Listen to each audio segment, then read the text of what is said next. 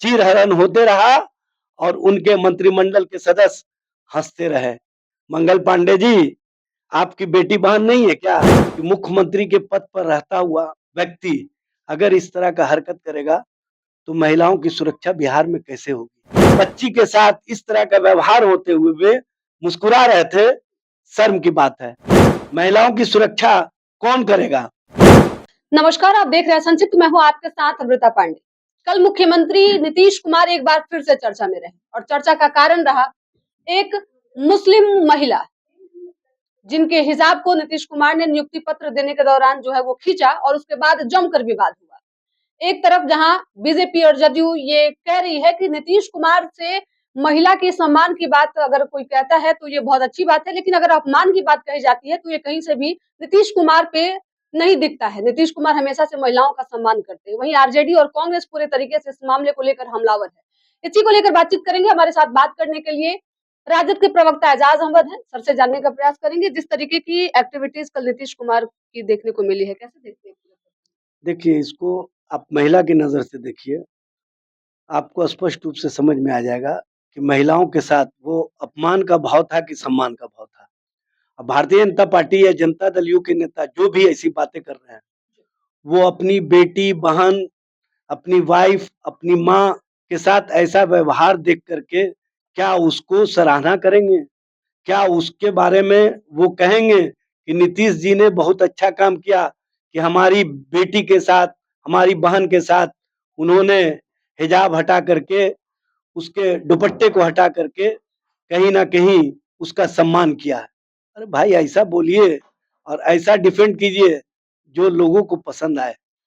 पूरे देश भर की महिलाएं आंदोलित हैं। पूरे देश भर की महिलाओं में इस बात का चर्चा है कि मुख्यमंत्री के पद पर रहता हुआ व्यक्ति अगर इस तरह का हरकत करेगा तो महिलाओं की सुरक्षा बिहार में कैसे होगी? महिलाओं की सुरक्षा कौन करेगा?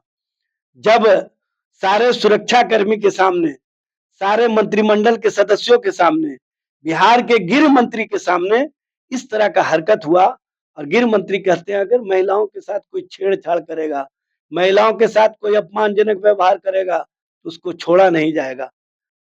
सम्राट चौधरी जी, आप छोड़ क्यों रहे हैं? उन पर केस कीजिए ना, एफआईआर दर्ज करवाइए आप स्वयं, अगर आप में हिम्मत है तब।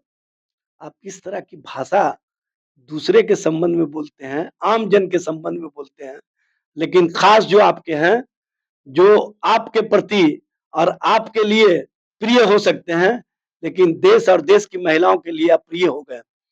जिस तरह का उन्होंने कल हरकत किया है, शर्मनाक हरकत, इसको कोई भी सभ्य समाज बर्दाश्त नहीं कर सकता। सर, लगातार जिस तरीके से मुख्यमंत्री नीतीश कुमार का ये कोई पहला वीडियो नहीं है, ऐसे बहुत सारे वीडियो जो हैं वो वायरल होते रहे हैं। कभी नीतीश कुमार संचालिका के साथ इस तरीके की एक्टिविटीज करते हैं, कभी महिलाओं को स्टेज पे घुमाने लगते हैं, ऐसे कई वीडियो वायरल हुए हैं। लेकिन इस बार के चुनाव में जो चौंकाने वाले रिजल्ट आए हैं, कहना है कि महिलाओं का वोट नीतीश कुमार को जमकर पड़ा है। देखिए, वोट से अगर इसको जस्टिफिकेशन करना शुरू कर दीजिएगा, तब तो समझ लीजिए कि अनर्थ हो जाएगा। और देश में अब वोट के हिसाब से अगर महिलाओं के सम्मान का पैमाना तय किया जाने लगेगा, तो हमको नहीं लगता है कि कोई बच्ची, कोई महिलाएं बच पाएंगी। इस तरह की राजनीति करने वाले लोग जो सत्तारूढ़ दल के माध्यम से पल बढ़ रहे हैं और उनको कहीं ना कहीं बढ़ने का मौका दिया जा रहा है, महिलाओं को अपमानित करने वालों को अगर इस तरह से सम्मान के भाव से अगर प्रस्तुत किया जाएगा, तो इसका मतलब है कि राजनीति और राजनीति का जो सोच है, वो अब निचले स्तर तक, निचले पायदान पर पहुंच गया है। कहाँ है महिला आयोग? कहाँ है महिला आयोग की सदस्या? कहाँ है महिला आयोग की जो राष्ट्रीय महिला आयोग की सदस्या किसी के द्वारा एक शब्द बोलने पर उनको नोटिस भेज दिया करती थी, नोटिस क्यों नहीं भेज रही है? कब तक इस तरह का व्यवहार करवाती रहेगी? और आपने स्वयं कहा कि हर स्टेज पर इस तरह की हरकतें वो करते हैं। अभी एक परेड में एक महिला सिपाही ने जब उनको सैल्यूट देने के लिए आई, तो उन्होंने उससे समाचार पूछने का काम किया, क्या हाल है? सैल्यूट नहीं लिया, क्या हाल है? तो इस तरह का आप व्यवहार करके क्या दिखाना चाहते हैं? क्या बताना चाहते हैं कि अब बिहार में महिलाएं, अब महिलाओं के साथ सत्ता में बैठने वाले लोग उसी तरह का कार्य करना शुरू कर देंगे जिस तरह से महाभारत काल में हुआ था कि चीरहरण होते रहा और उनके मंत्रिमंडल के सदस्य हंसते रहे। मंगल पांडे जी, आपकी बेटी बहन नहीं है क्या? आपकी वाइफ नहीं है क्या? आपकी माँ नहीं है क्या? बड़े मुस्कुराते हुए दिख रहे थे। आप किसी के बच्ची के साथ इस तरह का व्यवहार होते हुए वे मुस्कुरा रहे थे, शर्म की बात है। ऐसा शर्म और ऐसा लज्जा कोई शैतान भी होता है तो उसको आ जाता, लेकिन आप इंसान हैं, लेकिन इंसानियत का तकाजा आपने नहीं दिखाया।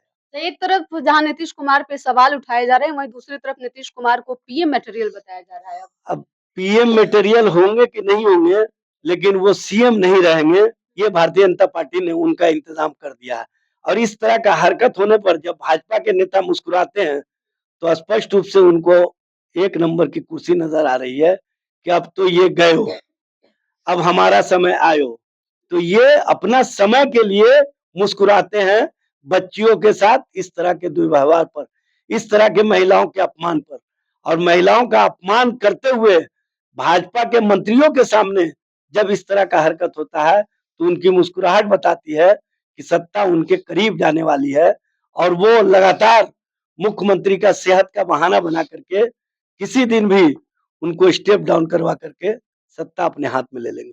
ये थे हमारे साथ राजद प्रवक्ता एजाज अहमद, जिनसे बातचीत कर रहे थे। इनका साफ तौर पे कहना है कि नीतीश कुमार की जिस तरीके की एक्टिविटीज अब देखने को मिल रही है और जिस तरीके से भाजपा के विधायक और मंत्री इसको देखकर खुश हो रहे हैं, ये एक तरफ से संकेत देता है कि अब सीएम की कुर्सी जो है वो भाजपा की तरफ ज्यादा खिंचती हुई दिख रही है। वहीं नीतीश कुमार अब एक तरह से देखिए तो अब पूरी तरीके से बेबस दिख रहे हैं। एक तरफ नीतीश कुमार जिस तरीके की हरकत मंच पे करते हैं, इसको लेकर सवाल उठते हैं, तो वहीं दूसरी तरफ सत्ता पक्ष अब नीतीश कुमार को पीएम मटेरियल बता रहा है। इन सभी सवालों के जवाब हमारे साथ देने के लिए एजाज अहमद थे। धन्यवाद।